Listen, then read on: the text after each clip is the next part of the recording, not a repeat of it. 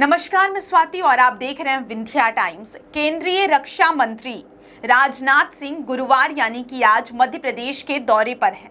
वे विंध्य इलाके में चुनाव प्रचार के लिए पहुंचे हैं। गुरुवार को वे रीवा में जनसभा को संबोधित कर रहे थे। अपने संबोधन में राजनाथ सिंह ने स्पष्ट कहा कि एक देश एक चुनाव इस समय देश की जरूरत है।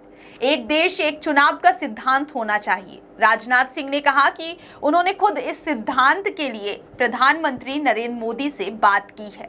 राजनाथ सिंह का कहना है कि 5 साल में देश में 2 से अधिक चुनाव नहीं होने चाहिए। राजनाथ सिंह रीवा के मऊगंज में थे और यहां वे देवतालाब विधानसभा क्षेत्र में सभा को संबोधित कर रहे थे। वे रीवा से सतना के नागौद में भी जनसभा करेंगे और उसके बाद शाम 4 बजे तक वे हेलीकॉप्टर से प्रयागराज के लिए रवाना हो गए।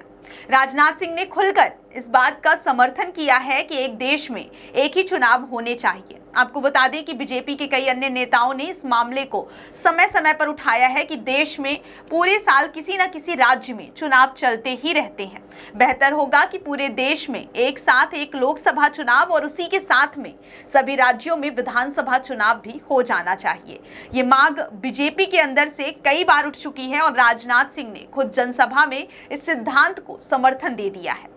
बीजेपी के सभी वरिष्ठ नेताओं ने स्पष्ट कहा है कि इस बार बीजेपी और एनडीए को लाना है 400 पार। राजनीति के जानकार बताते हैं कि इस 400 पार के नारे के पीछे सिर्फ सीट संख्या बढ़ाना बीजेपी का मकसद नहीं है, बल्कि ऐसे कई बड़े निर्णय करना भी होगा जहां उन निर्णयों को लागू कराने के लिए लोकसभा में बीजेपी व एनडीए के पास पर्याप्त संख्या बल भी हो।